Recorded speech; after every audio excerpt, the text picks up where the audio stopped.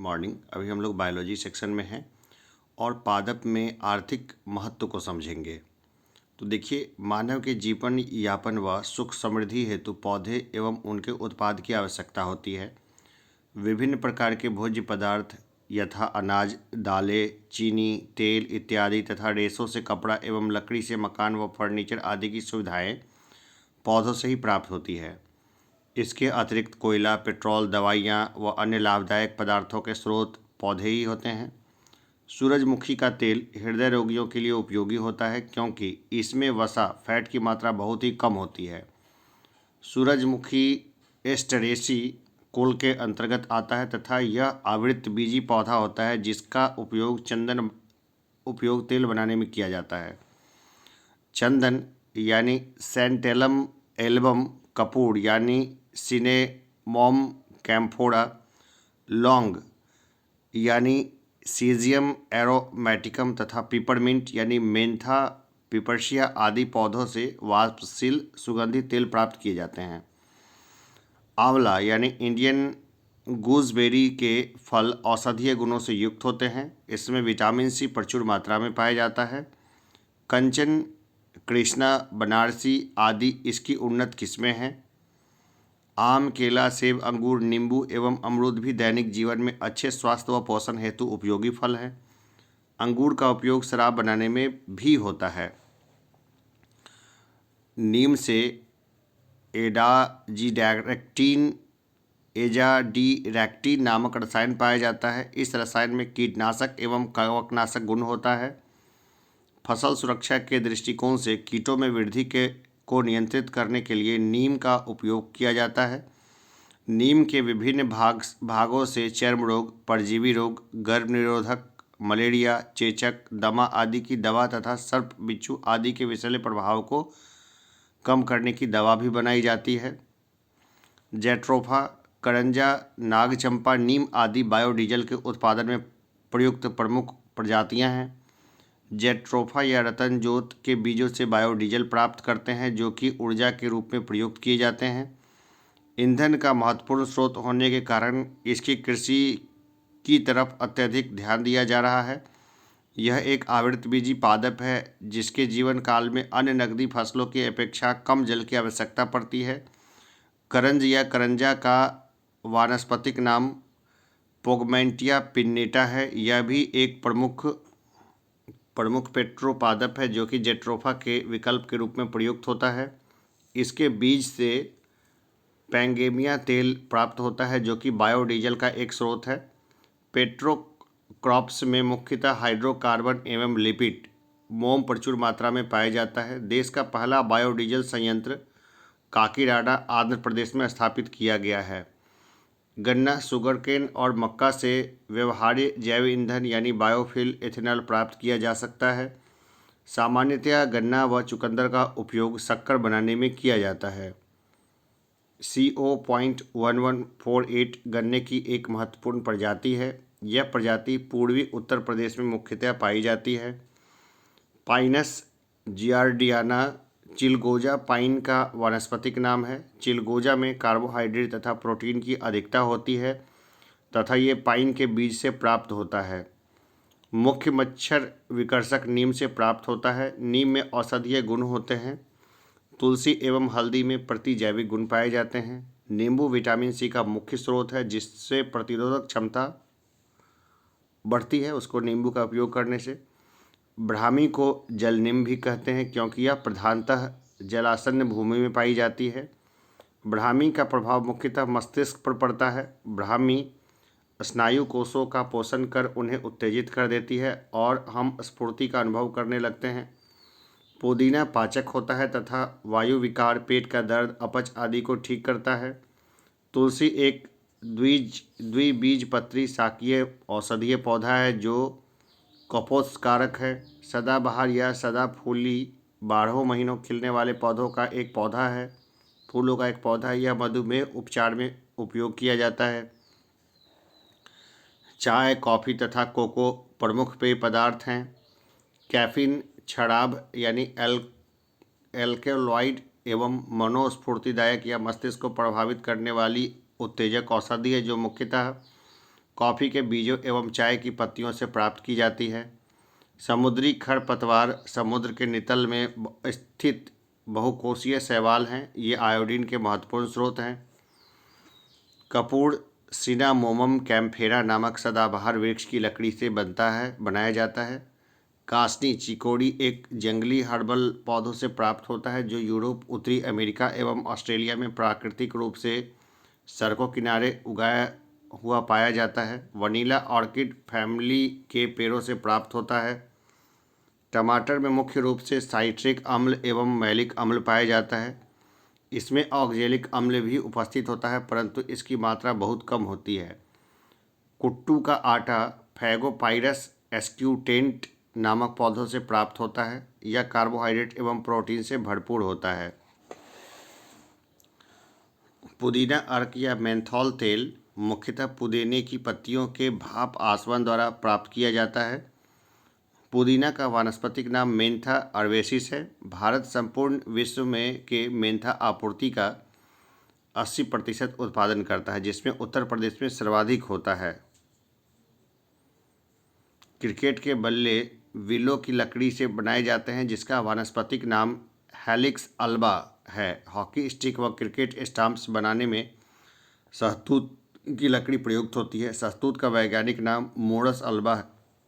देखिए, हम लोग जो अभी खाते हैं पीते हैं या जो भी लग्जरी आइटम हम लोग या खेल आइटम वगैरह जो कुछ भी हमारा बनता है उसमें ये जो पेड़ पौधे हैं ना उनकी बहुत महत्वपूर्ण भूमिका है। तो हमारी जो भी आर्थिक क्रियाकलाप है इसके लिए ये बहुत महत्वपूर्ण है।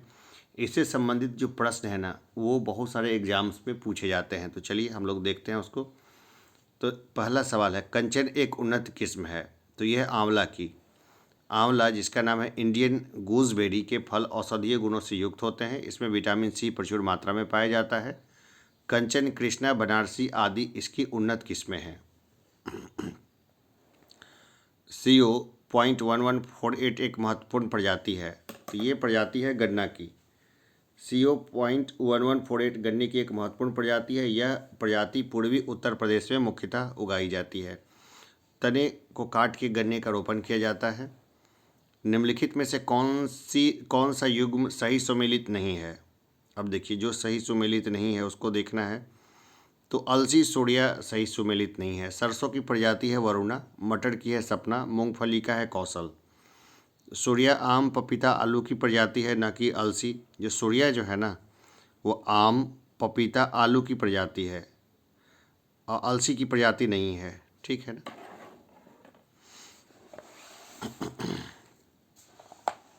जैविक रूप से संश्लेषित नैनो कणों का उपयोग एक नई पारिस्थितिकी मित्र तकनीक है जिसकी कैंसर रचना में बड़ी संभावनाएं हैं।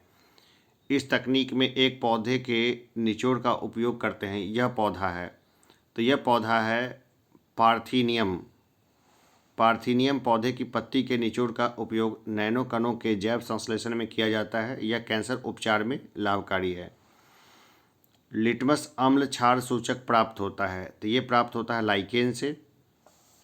लिटमस जल में घुलनशील विभिन्न रंजकों का एक मिश्रण होता है जो थैलोफाइटा समूह के लाइकेन नामक पौधे से निकाला जाता है। नीम के पेड़ के संदर्भ में निम्नलिखित कथनों पर विचार कीजिए। चलिए विचार कर लेते हैं। कुछ जाति के कीटों और बरूथियों के प्रचुरोद्भवन को नियंत्रित करने के लिए नीम के तेल का प्रयोग कीटनाशक के रूप में किया जाता है। बिल्कुल सही है ये। नीम के बीज का प्रयोग जैव ईंधन और अस्पताल अपमार्जकों का निर्माण करने में होता है। हाँ, ये भी ठीक है, ये भी हो सकता है। नीम के तेल का अनुमानित औषधि उद्योग में होता है। अनुप्रयोग औषधि उद्योग में होता है। बिल्कुल, ये बहुत धड़ल्ले से होता है, काफ़ी बड़ी संख्या में। तो तीनों के तीन सही हैं। नीम में एजाडिरेक्टिन नामक रसायन पाया जाता है। इस रसायन में कीटनाशक एवं कवकनाशक गुण होता है। फसल सुरक्षा के दृष्टिकोण से कीटों में वृद्धि को नियंत्रित करने के लिए नीम का प्रयोग किया जाता है। नीम के कारण हानिकारक कीटों में प्रजनन क्षमता अवरुद्ध हो जाती है। नीम के प्रभाव से कीटों के लार्वा एवं वयस्क प्रतिकर्षक होकर भाग जाते हैं। नीम के प्रभाव से ही वयस्क कीट बंध्या यानी नपुंसक हो जाते हैं, अतः इनमें वंशवृद्धि की क्षमता में कमी आ जाती है। नीम के विभिन्न भागों से चर्म रोग, परजीवी रोग, गर्भ निरोधक, मलेरिया, चेचक, दमा आदि की दवा तथा सर्प, बिच्छू आदि के विषैले प्रभाव को कम करने की दवा भी बनाई जाती है। प्रमुख वनस्पति प्रजातियां जिनमें बायोडीजल का उत्पादन किया जाता है वे हैं जेट्रोफा, करंजा, नागचंपा, नीम आदि। भारत की जैव ईंधन की राष्ट्रीय नीति के अनुसार जैव ईंधन के उत्पादन के लिए निम्नलिखित में से किनका प्रयोग कच्चे माल के रूप में हो सकता है। तो देखिए, कच्चे माल के रूप में जो है ना वो इस्तेमाल हो सकता है, कसावा का इस्तेमाल हो सकता है, क्षतिग्रस्त गेहूं के दाने का इस्तेमाल हो सकता है, सरा आलू का भी इस्तेमाल हो सकता है और चुकंदर का भी इस्तेमाल हो सकता है। ठीक है, चलिए मैं एक बार फिर से बताता हूँ। कसावा का इस्तेमाल हो सकता है, क्षतिग्रस्त गेहूं के दाने का इस्तेमाल हो सकता है, मूंगफली के बीज का इस्तेमाल नहीं होगा, कुल्थी यानी हॉर्स ग्राम का भी इस्तेमाल नहीं होगा, सरा आलू का इस्तेमाल हो सकता है और चुकंदर का इस्तेमाल हो सकता है। तो ये 2020 का है मामला। तो भारत की जैव ईंधन नीति के राष्ट्रीय नीति के अनुसार जैव ईंधन के उत्पादन के लिए निम्नलिखित में से किनका प्रयोग हो सकता है, तो मैंने अभी बताया। अब देखते हैं कि क्या है इसका व्याख्या। 4 जून 2018 को भारत सरकार द्वारा राष्ट्रीय जैव ईंधन नीति 2018 की घोषणा की गई। कच्चे तेल के आयात में कमी लाना तथा घरेलू स्तर पर जैव ईंधन के उत्पादन को बढ़ाना इस नीति का प्रमुख उद्देश्य है। इसके अनुसार जैव ईंधन के रूप में एथेनॉल के उत्पादन हेतु गन्ने के रस, चुकंदर, मकई, कसावा, सड़े हुए आलू तथा क्षतिग्रस्त अनाज जैसे गेहूं, चावल आदि का उपयोग कच्चे माल के रूप में हो सकता है। निम्नलिखित फलीदार पौधों में से कौन पिट्रोपादप भी हैं? तो देखिए यह है करंज। प्रश्नगत पौधों में करंज फलीदार होने के साथ साथ पिट्रोपादप की श्रेणी में भी आता है। करंज, जिसका जैव वैज्ञानिक नाम पोगैम्बिया पिन्नेटा है, के बीजों से पोंगैमिया तेल प्राप्त होता है जो कि बायोडीजल का एक स्रोत है।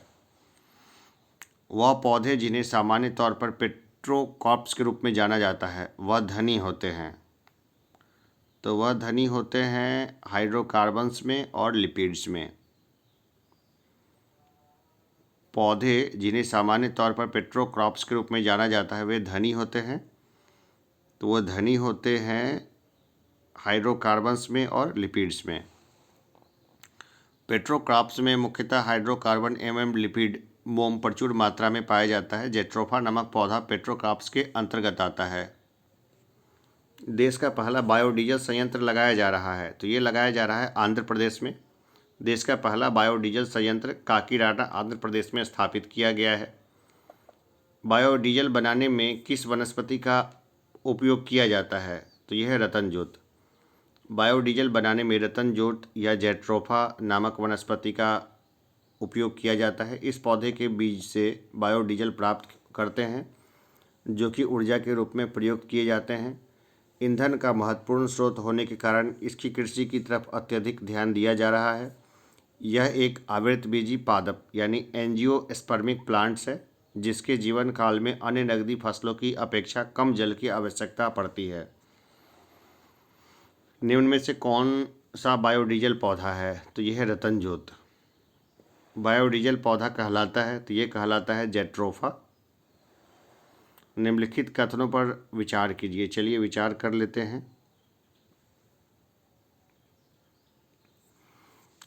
कुस्कुटा यानी अमरबेल परजीवी आवृतबीजी का उदाहरण है। बिल्कुल है, ये तो सही बात है भाई। कुस्कुटा यानी अमरबेल जो है वो परजीवी आवृतबीजी का उदाहरण है। सही बात है। यह पोषी पौधों की पत्तियों से अपना पोषण प्राप्त करता है। नहीं, ये पोषी पौधों की पत्तियों से प्राप्त नहीं करता है। ठीक है ना। चलिए इसकी व्याख्या को हम लोग थोड़ा सा देख लेते हैं। कुस्कुटा एक प्रकार की लता है, इसे अमरबेल भी कहा जाता है। यह परजीवी आवृतबीजी पौधों का एक उदाहरण है। इसमें पत्तियों और पर्णहरिम का पूर्णतः अभाव होता है। यह पीले पतले दुबले तने वाला पूर्ण स्तंभ परजीवी यानी टोटल स्टिम पैरासाइट है। इसका तना पोषक के चारों ओर लिपट जाता है तथा स्थान स्थान पर परजीवी मूल यानी होस्ट्रम निकलकर पोषक के तने के जाइलम तथा फ्लोएम में घुस जाते हैं और वहां से भोजन तथा खनिज लवण और जल ग्रहण करते हैं। ऊर्जा के वैकल्पिक स्रोतों के संदर्भ में एक व्यवहार्य जैव ईंधन एथेनॉल इनमें से किससे प्राप्त किया जा सकता है? ये प्राप्त किया जा सकता है गन्ना से। गन्ना, शुगरकेन और मक्का कॉर्न से व्यवहार्य जैव ईंधन बायोफ्यूल एथेनॉल प्राप्त किया जा सकता है। चिलगोजा निम्न में से किस एक प्रजाति के बीज से प्राप्त होता है? तो ये पाइन से प्राप्त होता है। पाइन जिरार्डियाना चिलगोजा पाइन का जैव वैज्ञानिक नाम है। चिलगोजा में कार्बोहाइड्रेट तथा प्रोटीन की अधिकता होती है तथा ये पाइन के बीज से प्राप्त होता है। शीरा अति उत्तम कच्चा माल है, तो पावर अल्कोहल के लिए है ये। शीरा जो है ना, मोलासेस है, वो पावर अल्कोहल के लिए अति उत्तम कच्चा माल है जिसे गन्ने के रस द्वारा तैयार किया जाता है। शीतल पेयों जैसे कोका कोला में पर्याप्त मात्रा होती है, तो ये कैफीन की पर्याप्त मात्रा होती है कोला में। शीतल पेयों यानी कोल्ड ड्रिंक्स जैसे कोला में कैफीन नामक एल्कोलाइड्स की मात्रा पर्याप्त रहती है। निकोटीन तंबाकू की पत्तियों से प्राप्त होते हैं, जबकि टैनिन कच्चे फलों में अधिक पाए जाते हैं, जबकि रेनिन एक एंजाइम है जो कि शिशुओं में दुग्ध को पचाता है। कैफीन क्षारभ उपस्थित रहता है, तो ये उपस्थित रहता है चाय और कॉफ़ी दोनों में। कैफीन एक कड़वी सफ़ेद क्रिस्टलाभ एक्सेंथाइन क्षारभ एल्कोलाइड है जो कि एक स्फूर्तिदायक या मस्तिष्क को प्रभावित करने वाली उत्तेजक औषधि है। जर्मन रसायन शास्त्री फ्रेडरिक फर्डिनेंड रंज ने इसकी खोज 1819 में की थी। कॉफ़ी के बीजों के अतिरिक्त प्राकृतिक रूप से यह 60 से अधिक पौधों की पत्तियों, फलों एवं फलियों में अलग अलग मात्रा में पाया जाता है। इसके प्रमुख स्रोत कॉफ़ी, फली एवं चाय की पत्ती हैं। चाय की पत्तियों में विद्यमान सर्वाधिक महत्व का उत्तेजक है, तो यह है कैफीन। कैफीन एक स्फूर्तिदायक या मस्तिष्क को प्रभावित करने वाली उत्तेजक औषधि है। यह मुख्यतः कॉफ़ी के बीजों एवं चाय की पत्तियों से प्राप्त की जाती है। चाय, कॉफ़ी तथा कोको प्रायः पेय पदार्थ के रूप में प्रयुक्त होते हैं। समुद्री घास निम्नलिखित तत्व का मुख्य तथा महत्वपूर्ण स्रोत है, तो यह है आयोडीन का। आयोडीन का मुख्य तथा महत्वपूर्ण स्रोत समुद्री घास जैसे केल्प, नोरी, कम्बू, वैकम आदि हैं। आयोडीन के अन्य स्रोत हैं सी फूड यानी समुद्री खाद्य, डेयरी उत्पाद विशेष रूप से दूध आदि।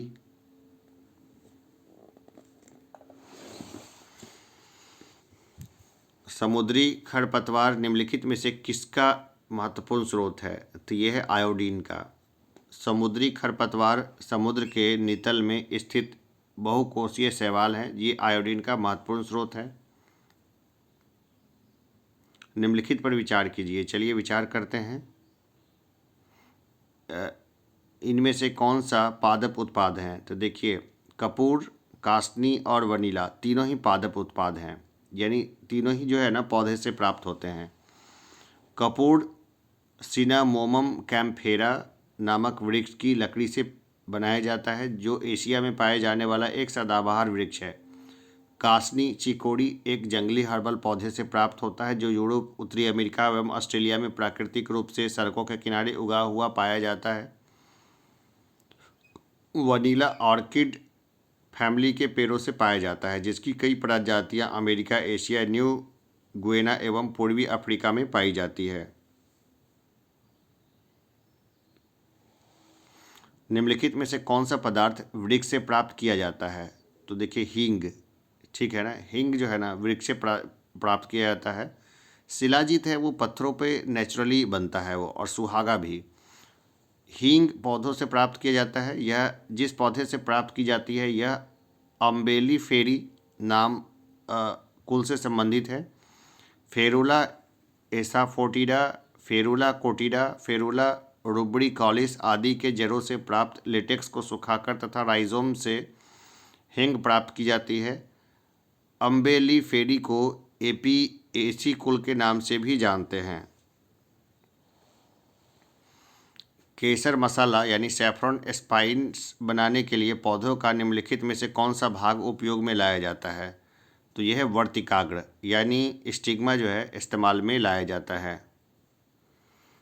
सैफरन क्रोकस नामक पौधे के फूल के वर्तिकाग्र स्टाइल तथा वर्तिकाग्र स्टिग्मा से केसर सैफरन मसाला प्राप्त किया जाता है। चलिए सूची 1 को सूची 2 के साथ सम्मिलित कर देते हैं। अफीम क्या है? फल है। हींग जड़ से मिलता है, रबड़ तना से और कुनैन छाल से। अफीम फल से, हींग जड़ से, रबड़ तना से, कुनैन छाल से। अफीम का उत्पादन पैपेवर सोमनीफेरम के अधपके फलों के दूध से होता है। हींग जो है ना वो फेरुला प्रजाति के पौधों की जड़ों तथा राइजोबियम से, रबड़ पौधों की तनों से निकले तरल पदार्थ से, और कुनैन जो है ना सिनकोना पौधे की छाल से प्राप्त किया जाता है। हींग प्राप्त की जाती है तो हींग कहाँ से प्राप्त की जाती है? तो देखिए तने के स्राव से और जड़ों के निष्कर्षण से, दोनों जगह से हींग प्राप्त की जाती है। हींग को बोलते हैं एस्फोटिडा। जिस पौधे से प्राप्त की जाती है, हींग जिस पौधे से प्राप्त की जाती है वह अम्बेलिफेरी कुल से संबंधित है। इस पौधे के राइजोम एक प्रकार का तना तथा जड़ों से प्राप्त किया जाता है।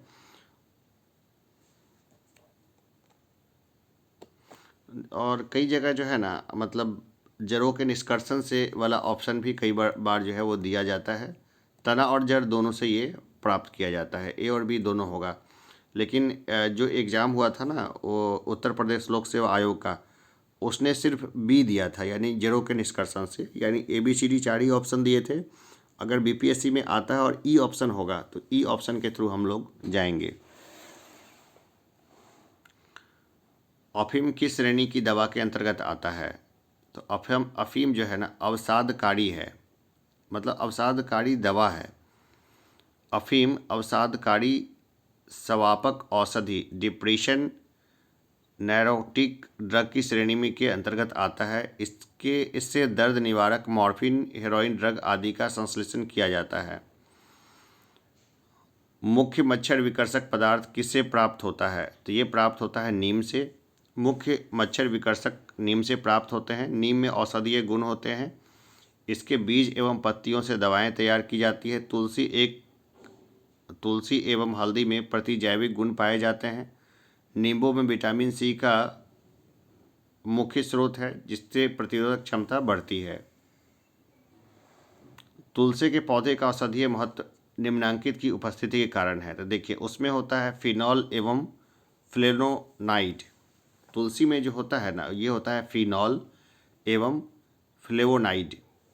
तुलसी ऑसीमम सैंक्टम एक औषधीय पौधा है। इसमें महत्वपूर्ण फाइटोरसायन पाए जाते हैं जो अपने पर्दाहनाशी यानी एंटी इन्फ्लेमेटरी तथा प्रतिऑक्सीकारक यानी एंटीऑक्सीडेंट गुणों के कारण विभिन्न गंभीर रोगों से सुरक्षा प्रदान करते हैं।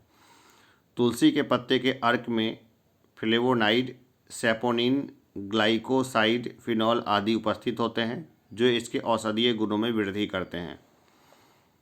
निम्नांकित में से कौन सा सही सुमेलित नहीं है?